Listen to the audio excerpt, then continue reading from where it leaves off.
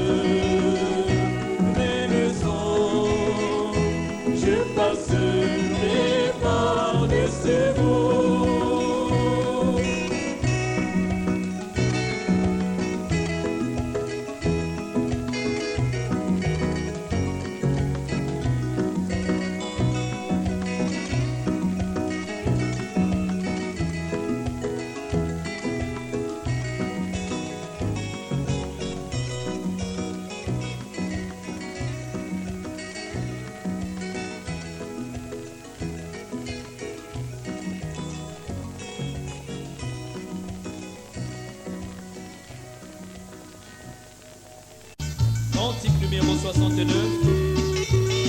Amour de Dieu.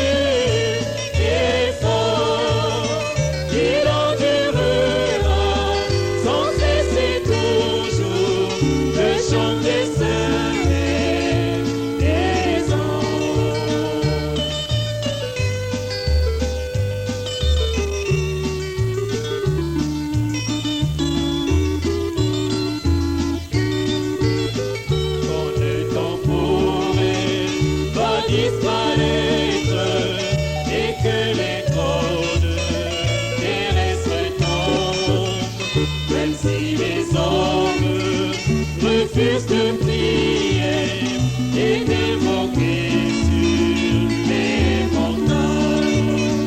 L'amour de Dieu endurera encore, il est sans mesure et fort.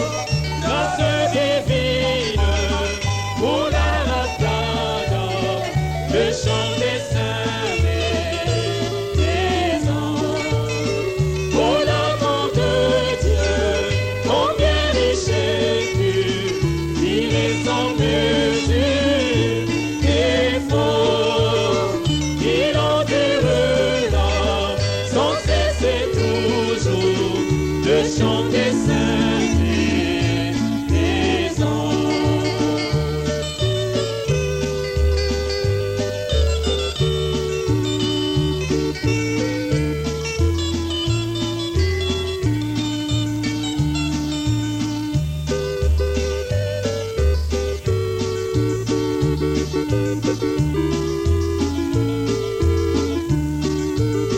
Si les océans étaient pleins d'encre et les cieux faits de parchemin, si chaque tige était une plume et tout honneur des écrivains, et si l'amour de Dieu céleste sécherait les océans,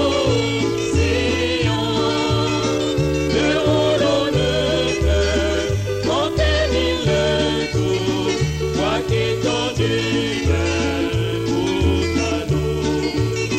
Pour l'amour de Dieu, combien riche et pur, il est sans mesure et fort.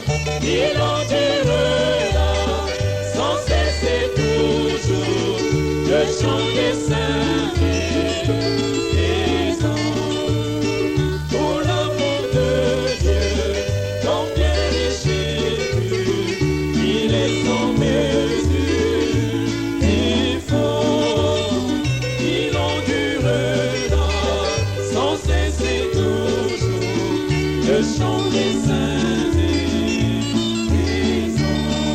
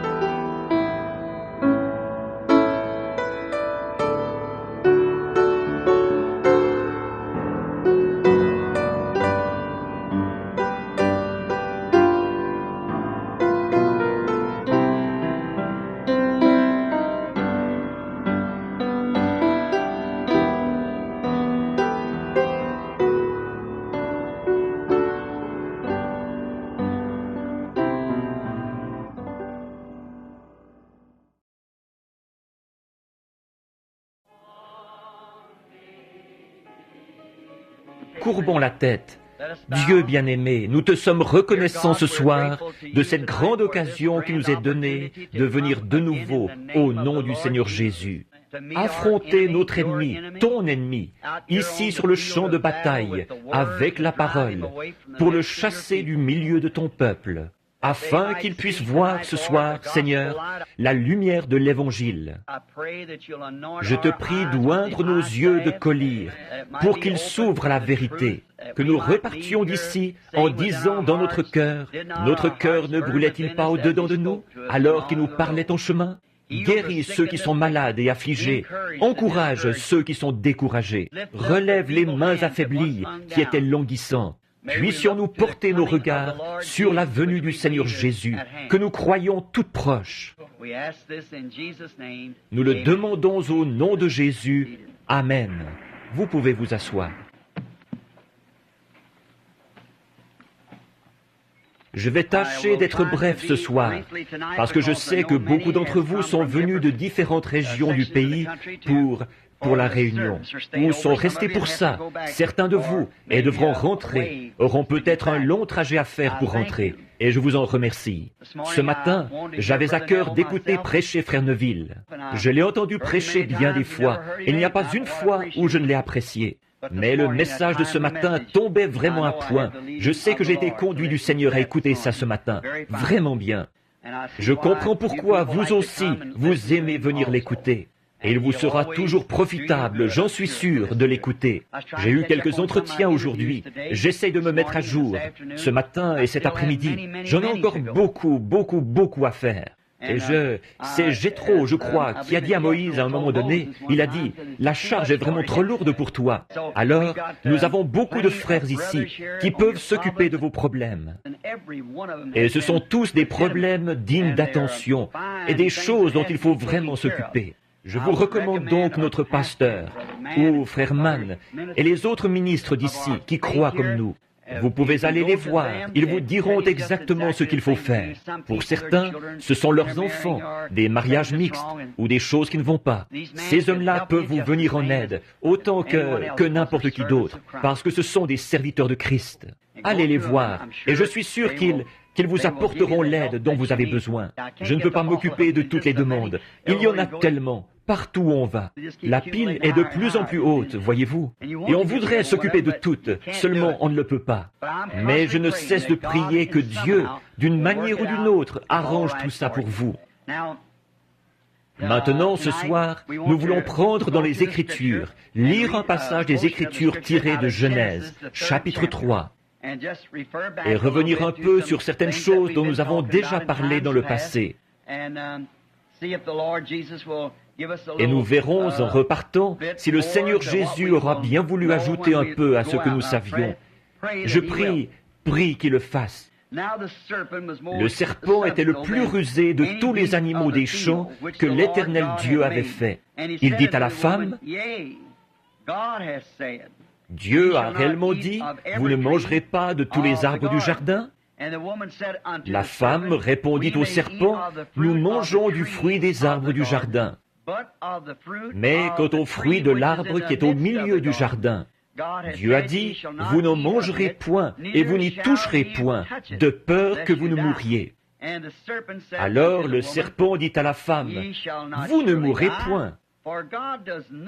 Mais Dieu sait que le jour où vous en mangerez, vos yeux s'ouvriront, et que vous serez comme des dieux, connaissant le bien et le mal. La femme vit que l'arbre était bon à manger et agréable à la vue, et qu'il était précieux pour ouvrir l'intelligence. Elle prit de son fruit et en mangea.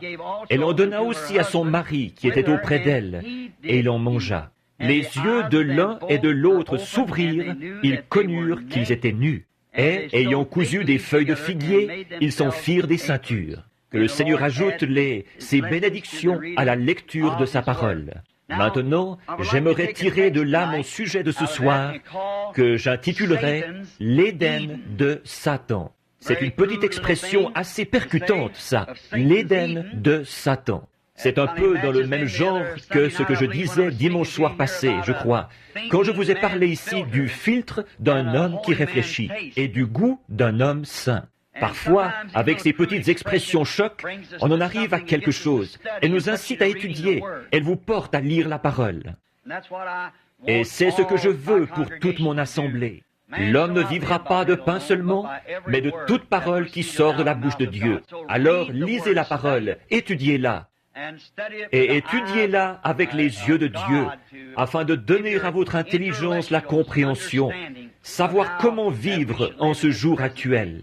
Maintenant, de venir ici ce soir, juste pour vous parler, dire, eh bien, je pourrais faire ceci ou cela. J'aime parler avec les gens. J'aimerais même rentrer à la maison avec chacun de vous ce soir.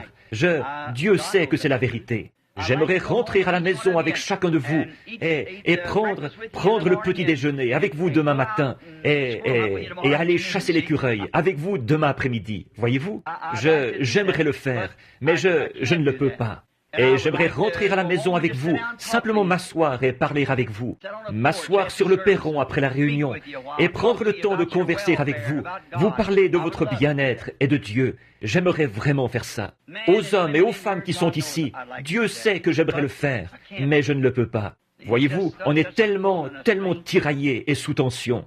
Et en cet âge de tension nerveuse où nous vivons, et je suis moi-même d'un tempérament nerveux. Aujourd'hui, je suis bien décidé, telle chose. Il faut absolument que je fasse ça. Et demain, c'est à milieu de mes préoccupations. Quelque chose est venu s'interposer, ce qui a fait ceci et cela. Et on a toutes les peines du monde à garder toute sa tête. Mais ce que je cherche à accomplir par-dessus tout, c'est de prêcher l'Évangile à l'Église et faire tout ce que je peux pour honorer Jésus-Christ en ce jour-ci, pendant que je suis ici sur terre et pour le temps qui me reste à vivre sur terre. Je suis venu pour essayer de vous dire quelque chose qui vous aidera. Quelque chose.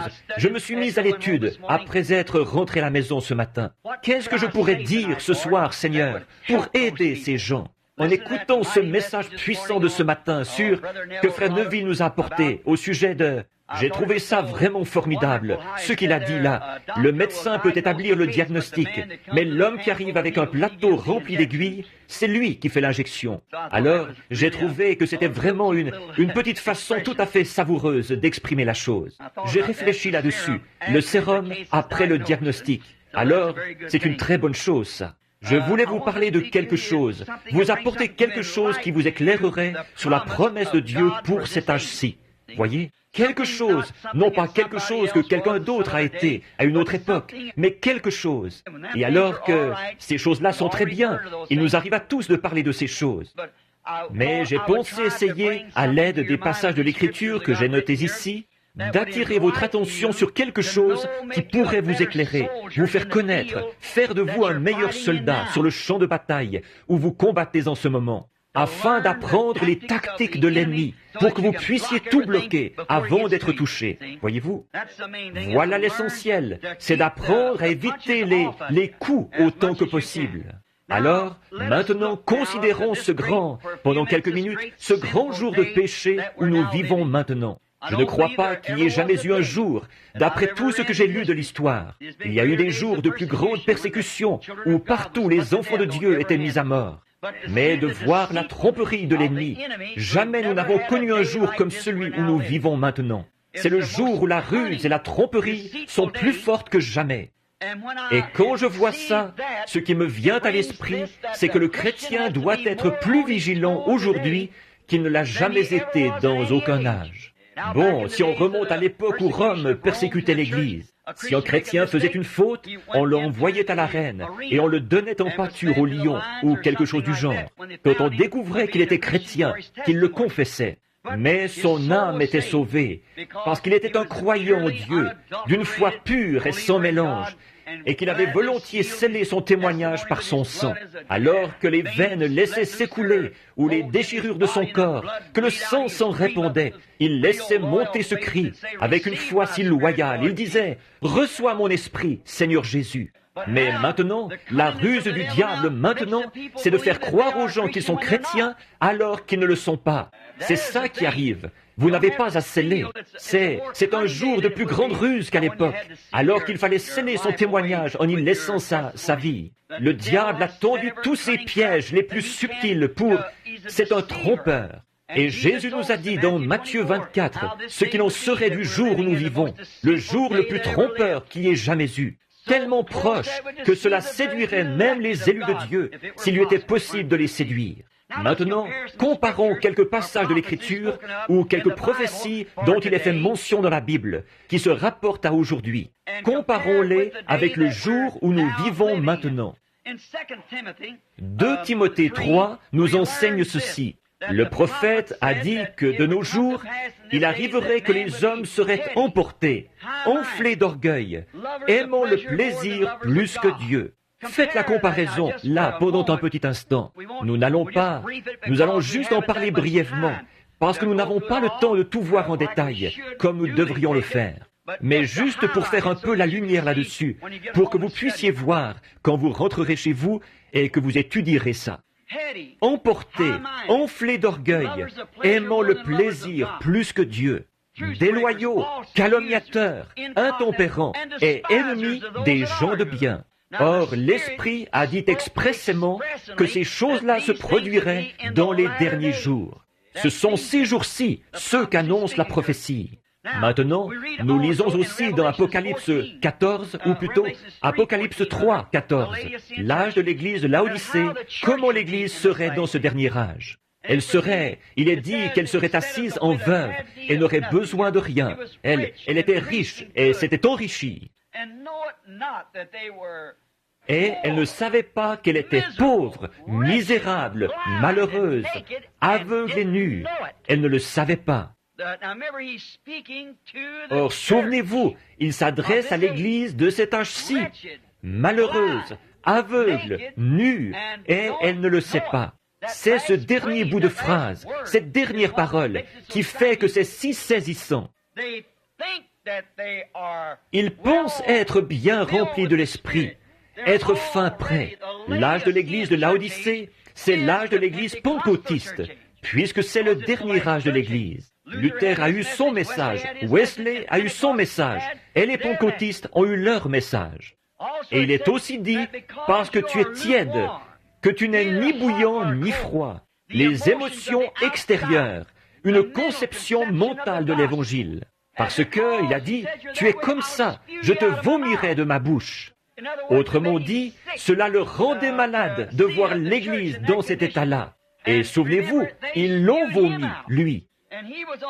Et il était à l'extérieur de l'Église, cherchant à y rentrer, en ce terrible âge de l'Église de Laodicée. Le Dieu de ce monde d'aujourd'hui, la personne vénérée de ce monde d'aujourd'hui, c'est Satan. Adore Satan sans le savoir. Mais c'est Satan qui se fait passer pour l'Église. Voyez-vous, pour l'Église. Ils adorent Satan en pensant qu'ils adorent Dieu à travers l'Église. Mais c'est la façon dont Satan s'y est pris. Oh, vous dites, mais un instant, nous prêchons la parole. Reportez-vous à mon texte ici de ce soir. C'est Satan qui, le premier, a prêché la parole à Ève. Dieu a dit, voyez-vous, c'est de donner une interprétation fausse de la partie de l'Écriture qui s'applique au jour actuel. Il vous dira que tout ce que Jésus a fait, c'était parfait. Il vous dira que tout ce que Moïse a fait, c'était parfait. Mais quand on en vient aux promesses qu'ils ont données pour ce jour-ci, alors là, ça s'appliquait à un autre âge. Tout ce qu'il a à faire, c'est ça, voyez-vous, c'est d'amener les gens à le croire de cette façon-là. C'est tout. En effet, vous ne pouvez pas en retrancher une seule parole, ni y ajouter une seule parole. Mais c'est ce qu'il fait. Les gens, sans savoir, adorent Satan en pensant adorer Dieu. Nous avons été prévenus de ça par prophétie dans 2 Thessaloniciens. Lisons-le donc. C'est 2 Thessaloniciens, chapitre 2. Prenons-le donc un instant, si je peux le trouver tout de suite. J'aimerais le lire. Je crois que c'est bien 2 Thessaloniciens. J'ai le passage de l'Écriture ici. Dans 2 pour ce qui concerne l'avènement du Seigneur Jésus et la réunion avec lui. Nous vous prions, frères. Bon, voyez-vous, l'avènement du Seigneur et la réunion avec lui.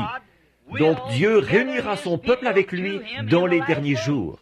La réunion des gens avec le Seigneur, pas avec l'Église, avec le Seigneur. La réunion avec lui, de ne pas vous laisser facilement ébranler dans votre bon sens et troubler, soit par quelque inspiration, soit quelques paroles ou par quelques lettres qu'on dirait venir de nous, comme le jour du Seigneur était déjà là. Que personne ne vous séduise d'aucune manière, car il faut que l'apostasie soit arrivée auparavant et qu'on ait vu paraître l'homme du péché. L'homme du péché. Regardez bien ce qu'il est là. L'homme du péché, le fils de la perdition. Ça, c'était Judas, voyez-vous. L'adversaire qui s'élève au-dessus de tout ce qu'on appelle Dieu ou de ce qu'on adore, jusqu'à s'asseoir dans le temple de Dieu, se proclamant lui-même Dieu. Cette tromperie de l'Église d'aujourd'hui. Voyez-vous, le fils de la perdition, le diable, le fils de la perdition, le diable. Donc, les gens adorent Satan en ce jour-ci en pensant qu'ils adorent Dieu. Mais ils l'adorent à travers un credo. Des dénominations faites de main d'homme et des credos qui ont fini par entraîner les gens dans la plus grande tromperie que le monde ait jamais connue. Peu importe combien la parole de Dieu, promise pour ce jour-ci, est prêchée et confirmée, ils refusent quand même d'y croire. Ils refusent d'y croire. Pourquoi donc? Nous nous demandons pourquoi. Pourquoi est-ce? Pourquoi refusent-ils d'y croire? Dieu avait dit qu'il ferait une certaine chose, et il l'a fait. Et même là, ils s'en détournent et la rejettent. Tout comme Ève, elle savait que ce que Dieu avait dit, Dieu le ferait. Mais elle s'en est détournée pour écouter ce qu'il avait à dire. Souvenez-vous-en, dans les autres âges, ça a toujours été la même chose. Dans chaque âge, ça a toujours été. Satan cherche à pervertir cette parole, en la présentant aux gens de façon à ce qu'ils voient un autre âge. Regardez, quand Jésus est venu, voyez-vous, Satan était installé dans ce groupe de docteurs juifs, de rabbins et de sacrificateurs. Il essayait de leur dire qu'il fallait observer la loi de Moïse, alors que la parole elle-même déclarait que ce jour-là, le Fils de l'homme allait être révélé. Voyez-vous, qu'il allait se révéler. Alors, leurs efforts tendaient vers ça, pourvu qu'ils gardent les gens religieux et assujettis à la loi de Moïse. Vous voyez ce qu'il a fait? Il essayait de leur dire, cette partie de la parole est tout à fait exacte, mais ce n'est pas cet homme, ce n'est pas la bonne personne. Vous voyez comme il est trompeur? C'est vraiment ce jour de grande tromperie.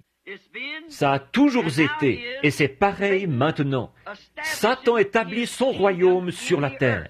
C'est précisément pour ça qu'il agit ainsi. C'est parce qu'il veut établir son propre royaume.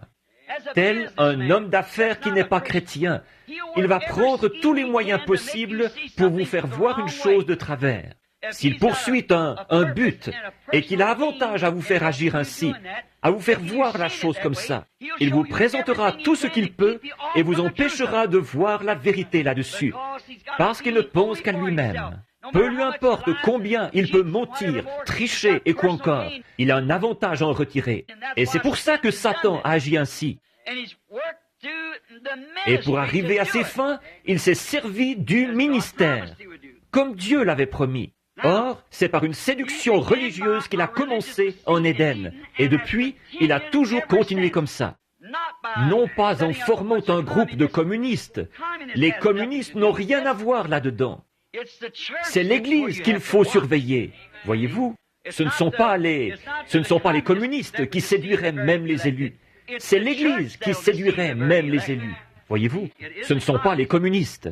Nous savons qu'ils renient Dieu et qu'ils sont antichristes, bien sûr, en principe. Mais l'antichrist, ce n'est pas eux. L'antichrist est religieux, très religieux. Et il peut citer l'Écriture et nous la présenter d'une façon tellement claire. C'est ce que Satan a fait là-bas au commencement. Il a tout cité bien correctement.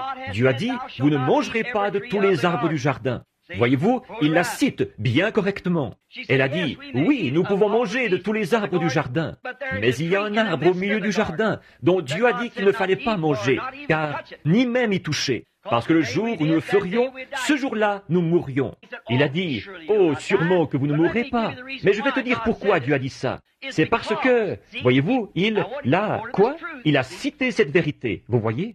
Il a dit, « Alors vos yeux s'ouvriront, et vous connaîtrez le bien et le mal. » Vous serez comme Dieu à ce moment-là, si vous arrivez à faire ça. C'est exactement ça qu'il veut faire, et c'est exactement ce qu'il cherche à faire aujourd'hui, la même chose. Il s'est agi de séduction religieuse au tout début, en Éden, et depuis, ça a toujours été pareil.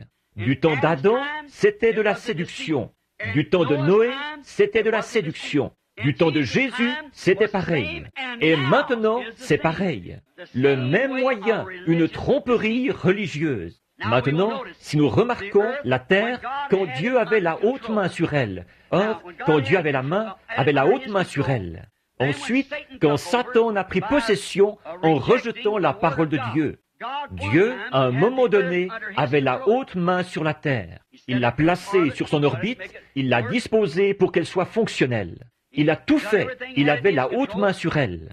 Maintenant, nous allons comparer ça avec après, quand elle est tombée aux mains de Satan. Or, Dieu a mis 6000 ans. Il ne lui a pas fallu autant de temps, mais il y a mis ce temps-là. 6000 ans, parce qu'il nous est enseigné qu'un jour au ciel correspond à 1000 ans sur terre. Aussi, c'est en 6000 ans ou en 6 jours que Dieu a fondé la terre. Dieu a mis 6000 ans à la fonder, à l'ensemencer de bonnes semences, et que tout produise selon son espèce. Tout doit être produit selon son espèce. Toutes ces semences étaient bonnes, elles devaient donc produire selon leur espèce. Dieu a mis 6000 ans.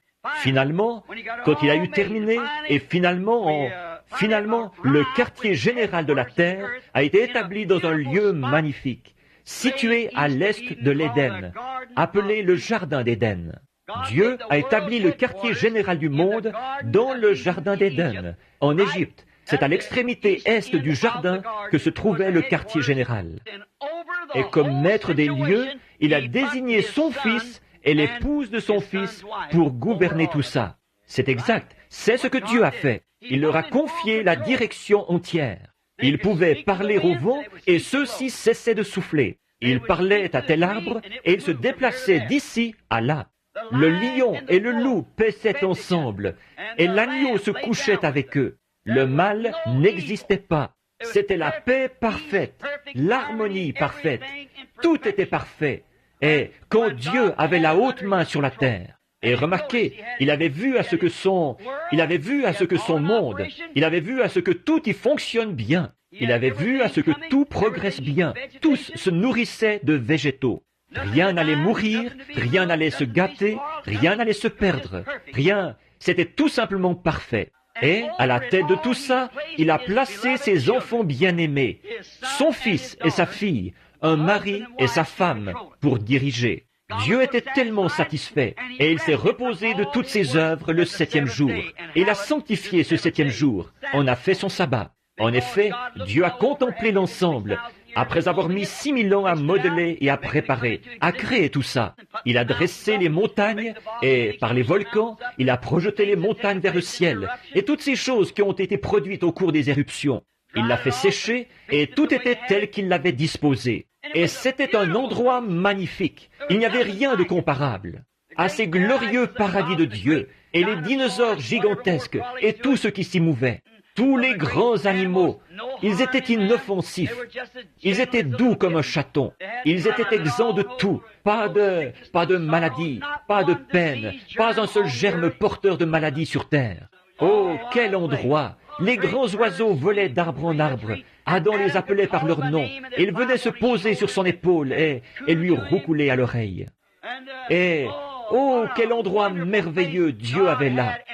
Ensuite, il a produit un des attributs qui provenaient de son propre corps. Dieu a des attributs dans son corps. Par exemple, vous êtes un attribut de votre Père. Et si vous remarquez, vous étiez dans le grand-père du grand-père de votre grand-père. Mais là, disons, nous allons nous en tenir à, disons, vous et votre Père. Bon, vous n'aviez connaissance de rien quand vous étiez dans votre Père. Le germe de vie provient du mâle.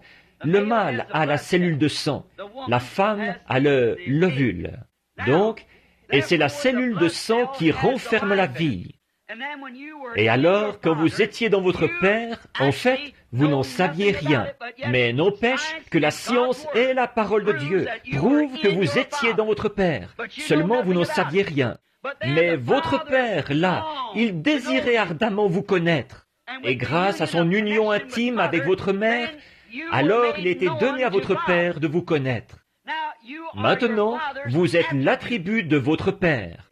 Vous lui ressemblez, et certaines parties de votre corps ressemblent à votre Père. Or, il en était de même pour Dieu au commencement. Chaque fils de Dieu et chaque fille de Dieu était en Dieu au commencement. Vous ne vous en souvenez pas en ce moment, mais vous y étiez. Il le savait. Et il voulait que vous existiez sous une forme qui lui permettrait de prendre contact avec vous, de parler avec vous et de vous aimer, de vous serrer la main. Ne voudriez-vous pas que votre propre fils, n'est-ce pas un grand jour quand votre fils rentre à la maison et s'assied à table? Quand il revient du champ de bataille ou quelque chose, couvert de cicatrices? Vous allez préparer le dîner, vous allez tuer le veau gras ou quoi encore, et vous mettre en frais pour lui. C'est votre propre chair et votre propre sang. Et il était en vous. À ce moment-là, vous ne le connaissiez pas, mais vous saviez qu'il était là. De même, Dieu savait que nous nous retrouverions ici. Mais ce qu'il a fait, il nous a placés dans une chair pour qu'un contact puisse être établi. Afin que lui puisse établir le contact, il est devenu l'un de nous. Quand il est devenu Jésus-Christ, le Fils de Dieu lui-même, la plénitude de la manifestation de Dieu. Donc, c'était ça le dessein de Dieu, d'exprimer ses attributs dans la communion fraternelle. Quand j'étais dans mon Père, je n'en savais rien.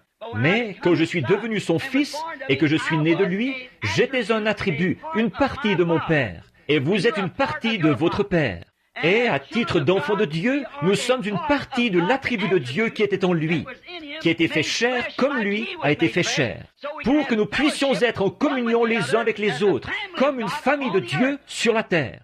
Et c'était ça le dessein de Dieu au commencement. Oui, monsieur, c'est ça que Dieu voulait au commencement. Il avait la haute main sur tout. Il a placé l'homme dans le jardin d'Éden et lui a donné le libre arbitre. Il a dit, « Mon fils, c'est à toi. Quel endroit magnifique !» Dieu était tellement satisfait, là, qu'il est allé se reposer de toutes ses œuvres. Aucun arbre ne produisait des épines ou des chardons. Aucune baie ne poussait sur un arbuste épineux. Tout était parfait. Toutes les semences étaient parfaites. Tout était en parfait état. Alors, quand il est allé se reposer un peu, son ennemi est entré en douce avec sa séduction. Et il a pris le contrôle en donnant à ses enfants une interprétation fausse de son programme. Alors qu'il avait fait confiance à son enfant, comme vous faites confiance à votre fille quand elle sort le soir avec un homme, que vous faites confiance à votre fils quand il doit sortir avec un garçon qui boit ou un garçon qui fume. Voyez-vous? Il avait fait confiance à son fils qu'il ne ferait rien de mal et qu'il resterait fidèle à chacune de ses paroles. Mais l'ennemi est entré en douce, comme le petit malin aux cheveux brillantinés qui sortirait votre fille et qui se conduirait mal avec elle. Ou la femme qui sortirait avec votre fils. C'est la même chose, voyez-vous? Il est entré en douce. L'ennemi de Dieu est entré en douce. Il a donné à Ève une interprétation fausse de la parole. Maintenant, c'est par cette chute qu'il a pris possession du jardin d'Éden. Et ce l'est acquis. Il en a pris possession. Et voilà maintenant 6000 ans qu'il règne par sa tromperie. Il séduit les gens, les enfants de Dieu, comme il l'avait fait à ce moment-là. En effet, il leur avait été donné le libre arbitre, leur permettant d'agir comme ils le voulaient. Et croyant qu'ils agiraient correctement, ou espérant qu'ils agiraient correctement. Mais voilà qu'ils n'ont pas agi comme il faut, et ils ont vendu leur droit d'aînesse, comme Ésaü l'a fait, pour ce monde. Et Satan a remporté la victoire, et il en a pris possession. Et il a eu 6000 ans pour construire son Éden, comme Dieu a eu 6000 ans pour achever son Éden à lui. Et c'est par la séduction de la parole, ou des gens, qu'il a maintenant établi son propre Éden sur cette terre, dans le péché. L'Éden de Dieu a été établi dans la justice. L'Éden de Satan est établi dans le péché. Parce que Satan est le péché. Dieu est la justice. Et le royaume de Dieu a été établi dans la justice, la paix et la vie. Et Satan, il établit le sien dans le péché et le péché religieux. Remarquez la façon dont il s'y est pris pour séduire. Sa tromperie. Ça s'est passé comme il l'avait dit. Il avait promis de faire ça. Est-ce que quelqu'un le savait? Prenons dans Ésaïe, si vous voulez, quelques-uns des versets que j'ai ici. Je devrais en citer plus, je suppose. Prenons Ésaïe, chapitre 14, un petit instant, et voyons ce que Satan avait dit ici, un petit instant. Dans Ésaïe 14, nous allons le lire. Observez ce que ce personnage a fait. Ésaïe 14, à partir du verset 12. « Te voilà tombé du ciel, astre brillant, fils de l'aurore. Tu es abattu à terre, toi, le vainqueur des nations. Tu disais en ton cœur, je monterai au ciel. J'élèverai mon trône au-dessus des étoiles, c'est-à-dire des fils, des étoiles de Dieu. Et je m'assiérai sur la montagne de l'assemblée, l'extrémité du septentrion. Et je monterai sur le sommet des nues, et je serai semblable au Très-Haut. » Maintenant, comparez ça ici avec les autres versets que nous avons pris dans Thessaloniciens tout à l'heure, où il disait, il est assis dans le temple de Dieu, s'élevant au-dessus de tout ce qu'on appelle Dieu, jusqu'à être adoré comme Dieu sur la terre. Voilà le Dieu de ce monde dont je vous ai parlé dans ma prédication de dimanche passé. Le voici aujourd'hui avec sa séduction. Cette heure perfide, ce temps terrible où nous vivons, c'est le temps le plus glorieux de tous les âges, parce que nous avons de nouveau devant nous le grand millénium. Nous avons de nouveau devant nous l'Éden. Par contre, nous sommes en plein dans l'âge où toute la séduction et toutes les tactiques qu'il a jamais utilisées et avec lesquelles il a réussi à séduire, il les a toutes rassemblées et s'est donné plus de force. Et le voici maintenant comme Dieu. Alors qu'il prend la place de Dieu, il est religieux. Il peut citer l'Écriture et vous annoncer l'Écriture exactement comme Satan l'a fait à Ève dans le jardin d'Éden. Mais tout ce qu'il a à faire, c'est d'en mettre une seule partie, d'ouvrir cette brèche, par laquelle la doctrine pernicieuse du diable pourra s'infiltrer, comme le filtre de l'homme qui réfléchit, dont nous parlions l'autre soir. Donc, il a dit qu'il s'élèverait au-dessus du Très-Haut. Il monterait au-dessus des nues et des étoiles. Et il s'assiérait là comme Dieu. Il serait au-dessus du Très-Haut. Et il a réussi à mettre ses menaces à exécution. Certainement qu'il a eu énormément de succès à mettre ses menaces à exécution. En effet, dans tous les âges, les gens l'ont laissé déprécier par ses explications la parole de Dieu promise pour cet âge-là.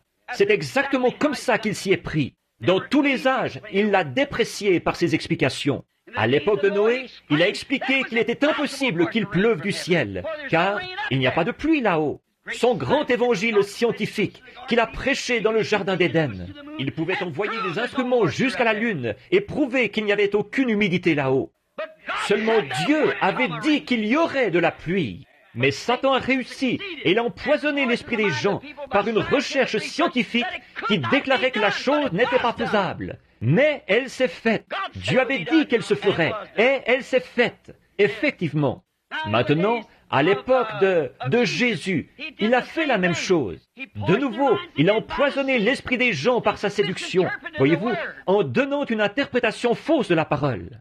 Si tu es le Fils de Dieu, maintenant laisse-moi te voir agir en conséquence. Jésus n'a pas fait le bouffon pour lui. Jamais il ne l'a fait. Dieu n'est pas un bouffon.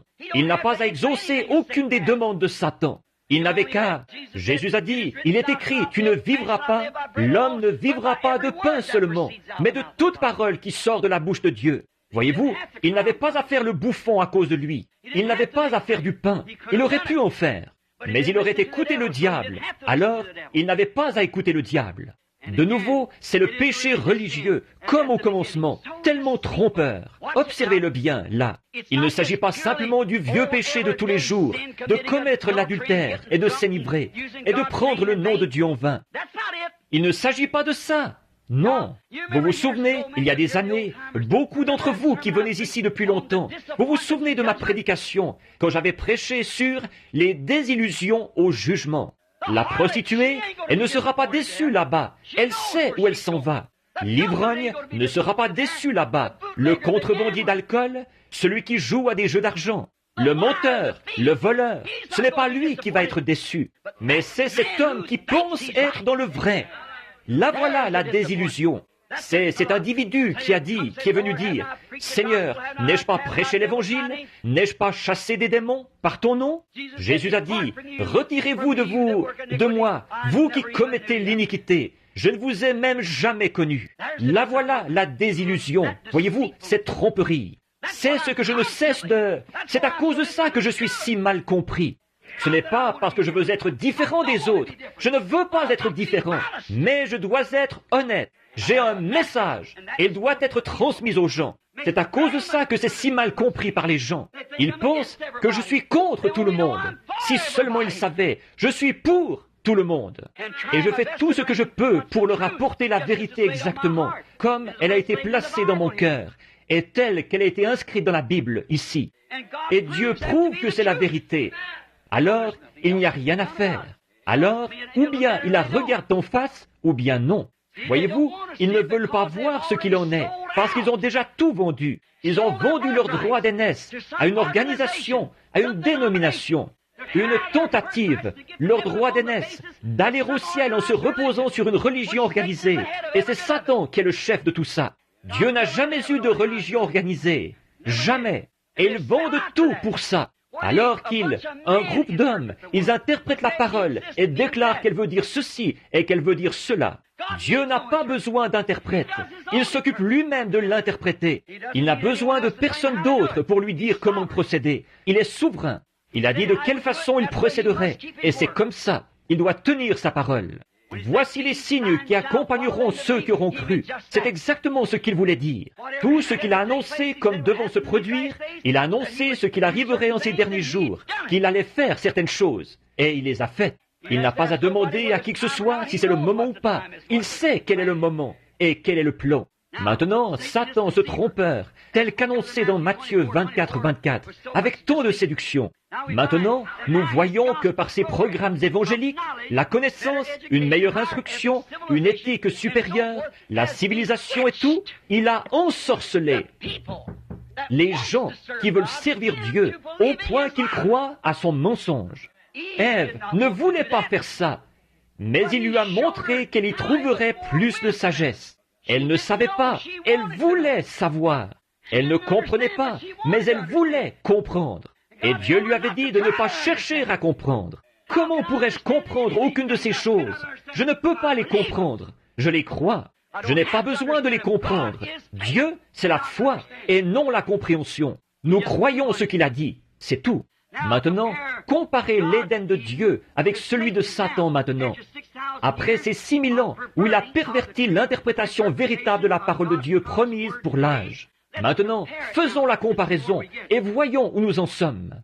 Par exemple, ce qu'il a fait à l'Église à l'époque de Christ, de Jésus. Il a essayé d'empêcher les loyaux fils de Dieu de connaître la vérité. Ça, c'est à Dieu. Dieu a placé ses fils ici, ses attributs, pour qu'ils soient en communion avec lui, en écoutant sa parole à lui. Qu'est-ce qui se passerait si votre père vous disait que vous soyez un fils loyal de votre père et qu'il vous dise « Mon fils, ne va pas te baigner dans cette eau parce qu'il y a des alligators dans cette eau » et qu'un individu se présente après et vous dise « Sûrement qu'une belle eau comme celle-là, il n'y a pas d'alligator là-dedans. » Maintenant, qui allez-vous écouter? Si vous êtes un vrai fils, vous allez écouter votre papa. Et pour un vrai fils ou une vraie fille de Dieu, c'est la parole de Dieu qui passe avant tout. Peu importe ce que n'importe qui d'autre peut en dire. Pour eux, c'est la parole de Dieu qui passe avant tout. Il y a du poison dans la coupe et ils le croient. C'est par la foi en toute sa parole, ces semences, qu'a été produit un Éden de sainteté, d'amour et de vie éternelle. C'est ce que l'Éden de Dieu a produit, la sainteté. Ce qui a été produit, c'est un Éden de sainteté, d'amour, de compréhension, de perfection et de vie éternelle. Voilà ce que Dieu sème, sa parole, sa semence. C'est ce que son Église sera à la fin. Elle sera pareille. Remarquez, voici une pensée. Ne l'oubliez pas. J'y reviendrai à un autre moment ou dans un autre message. Mais vous savez, Dieu a dit que chaque semence produise selon son espèce. Est-ce que c'est bien le commandement de Dieu?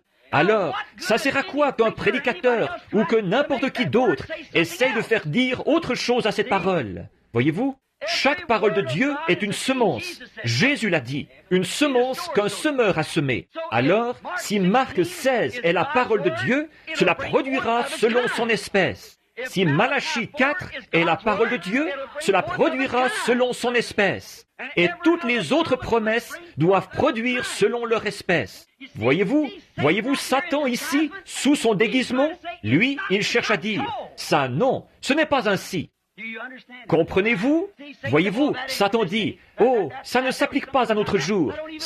C'était pour une autre époque. Ce n'est même pas ça que ça veut dire. Chaque semence doit être produite selon son espèce. C'est la façon dont Dieu a établi son Éden, pas vrai? Et voici, c'est la façon dont Dieu établit son Église. Chaque parole selon son espèce. L'homme ne vivra pas de pain seulement, mais de toute parole qui sort de la bouche de Dieu. Voyez, Satan, lui, il va prendre autre chose. Mais Dieu a dit, chaque semence selon son espèce. Si la promesse dit, voici les signes qui accompagneront ceux qui auront cru. Maintenant, l'Église dit, adhérez à l'Église, récitez le credo, apprenez le catéchisme. Ces choses-là ne se trouvent nulle part dans la Bible. Mais Jésus a dit, voici les signes qui accompagneront ceux qui auront cru. En mon nom, ils chasseront les démons. Ils parleront de nouvelles langues. S'ils saisissent des serpents ou boivent quelques poisons mortels, cela ne leur fera aucun mal. S'ils imposent les mains aux malades, ceux-ci seront guéris. Quel est l'homme qui oserait nier cela? Voyez, chaque semence produira selon son espèce. Si vous êtes une semence de Dieu, un attribut, un fils de Dieu, alors la parole de Dieu est semée en vous. Voyez? Et alors, quand vous entendez la parole de Dieu, mes brebis entendent ma voix. Elles ne suivront pas un étranger. Vous saisissez? Alors chaque semence est produite selon sa propre espèce. Or, nous voyons que, comme chaque semence produisait selon son espèce, il n'y avait pas de mort dans cet Éden. Il n'y aura pas de mort dans le nouvel Éden. Voyez-vous, il n'y avait rien d'autre que la sainteté, la pureté et la vie éternelle. Maintenant, l'incrédulité dans toute la parole de Dieu, c'est ce qui a produit la semence d'impiété dans l'Éden de Satan. Nous arrivons maintenant au point où Satan va occuper son trône comme antichrist dans un Éden de cette terre. Un Éden de péché, de religion pervertie. Il n'a pas commencé en disant « Je suis Satan, je suis l'ange magnifique ». Pas comme ça, mais en pervertissant la parole de Dieu. Et c'est comme ça qu'il a bâti son royaume dans chaque âge. Et maintenant, dans cet âge de grande tromperie, il est prêt à occuper son trône grâce à son peuple. Il s'est bâti un Éden intellectuel, instruit, scientifique. Exact. Des prédicateurs scientifiques, une église scientifique, une théologie scientifique. Tout est scientifique. Tout repose sur la connaissance. L'église entière est bâtie sur la connaissance.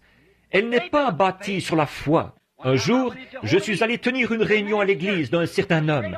C'était une grande salle, dans l'Ouest, un homme très bien. Il niait ces choses dont nous parlons, mais pourtant je l'aimais bien, un homme très bien, un homme âgé. Quand son assemblée est sortie, il y avait environ 6000 places assises dans la salle. Quand son assemblée est sortie, à la réunion de l'après-midi, environ 1500 personnes. C'étaient tous des intellectuels bien habillés. Je suis resté assis là à les observer. Cet homme avait prêché un très bon sermon. Ensuite, il a demandé si quelqu'un voulait accepter Christ, de simplement lever la main. Et personne n'a levé la main. Et une femme a fini par lever la main.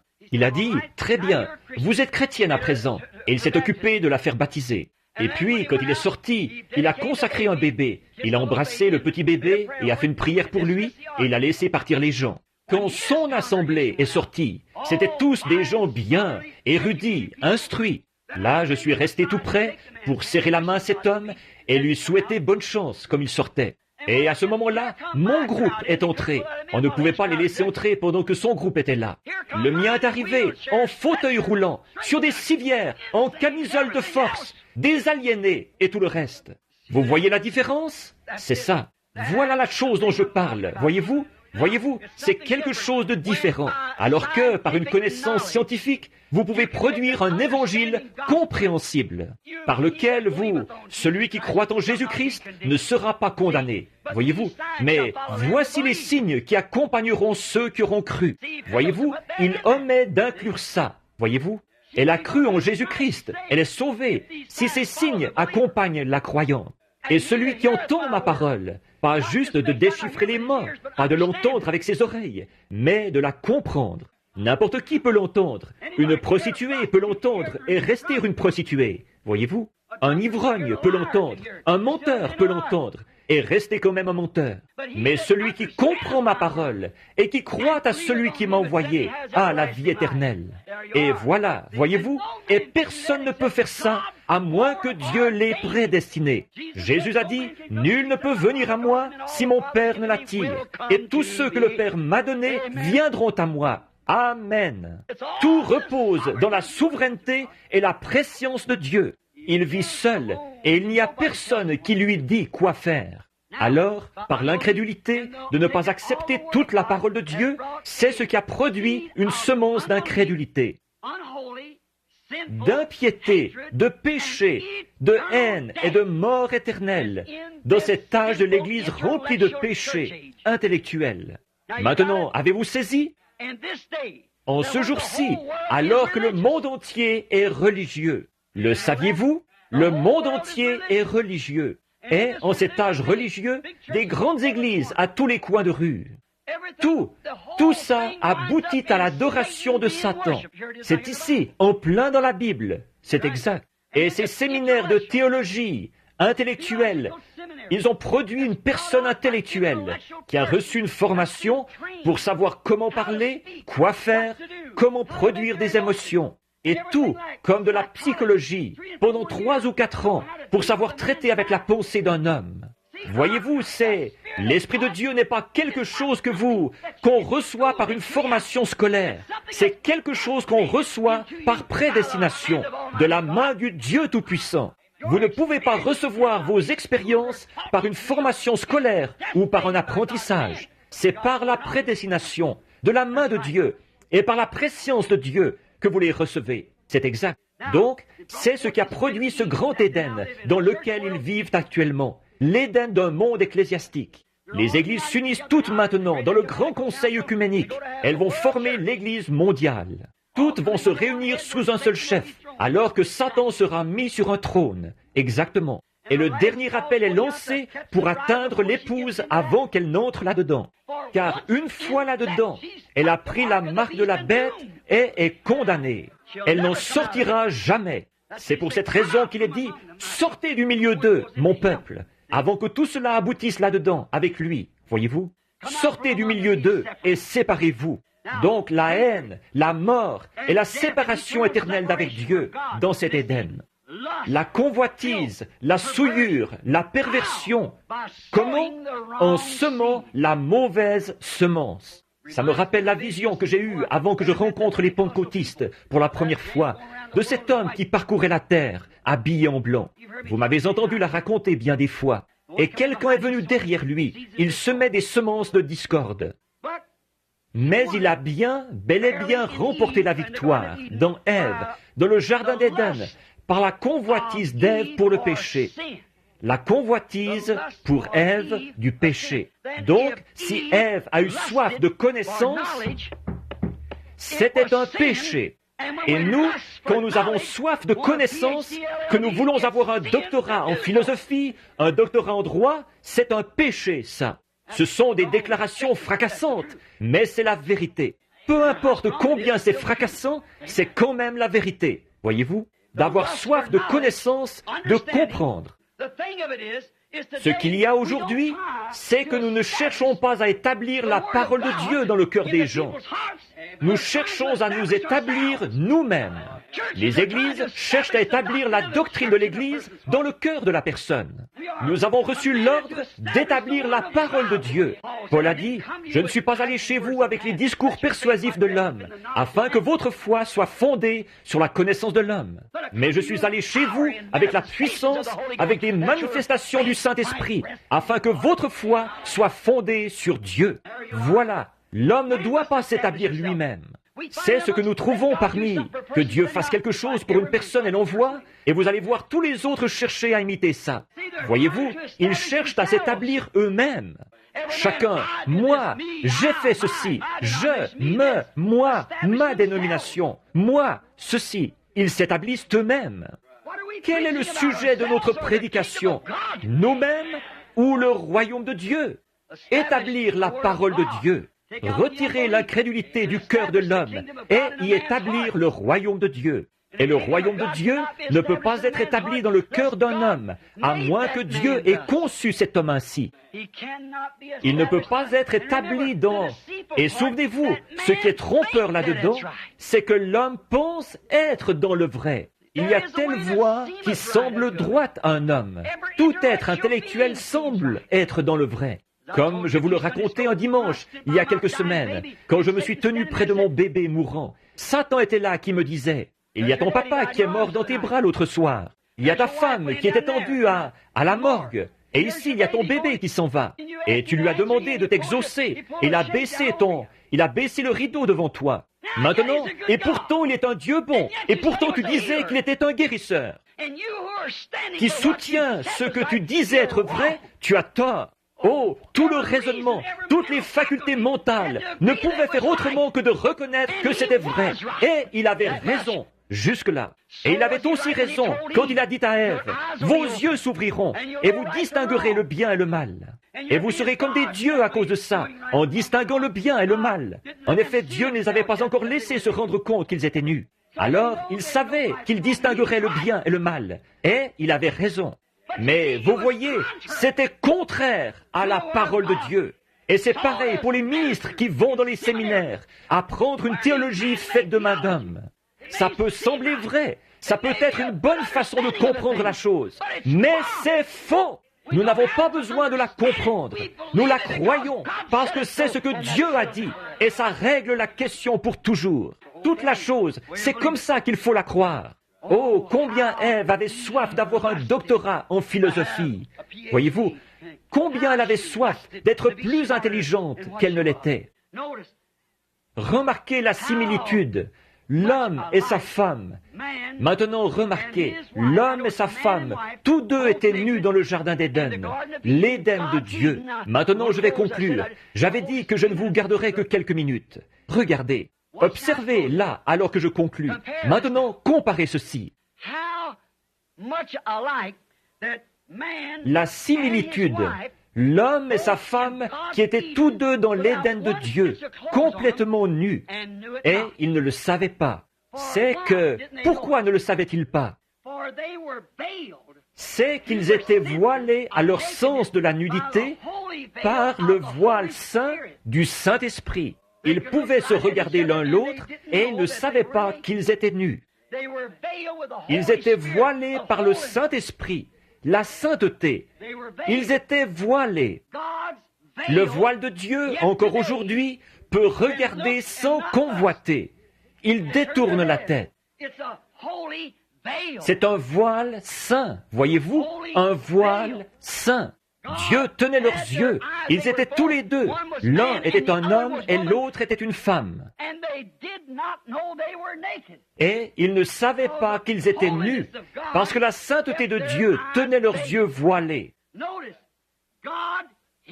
Remarquez, Dieu les tenait à l'abri de la conscience du péché par le voile saint. J'aurais aimé qu'on ait le temps d'insister là-dessus quelques instants. Regardez bien là, parce que lui, l'adorateur, étant une fois purifié, hébreu, l'adorateur étant une fois purifié, n'a plus aucune conscience du péché. Le péché, c'est du passé pour lui. J'ai entendu Frère Neville qui disait ce matin, peut-être que quelqu'un lui avait demandé pourquoi je ne prêchais pas sur le Saint-Esprit, pourquoi je ne faisais pas ceci. Voici ce qu'il en est. Le Saint-Esprit, c'est l'action en vous. C'est une vie, pas une émotion, pas un genre de preuve charnelle, mais c'est une personne, Jésus-Christ, la parole de Dieu, établie dans votre cœur, pour vivifier chaque parole qui s'applique à cet âge-ci. Exact. Observez le Saint-Esprit en action, pas tellement en démonstration, mais en action, ce qu'il produit, conformément à la parole. Maintenant, remarquez, par le Saint-Esprit, la sainte parole de Dieu, un homme et une femme étaient nus, et ils ne le savaient pas. Comme c'est beau, la vie de la parole, la semence, la parole. Dieu a dit, il y a un arbre au milieu du jardin, la femme. Au milieu du jardin, il y a cet arbre. N'y touche même pas, car le jour où tu en mangeras, ce jour-là, tu mourras. Ils étaient couverts d'un voile saint, empêchés de voir. Ils ne savaient pas du tout ce qu'il en était.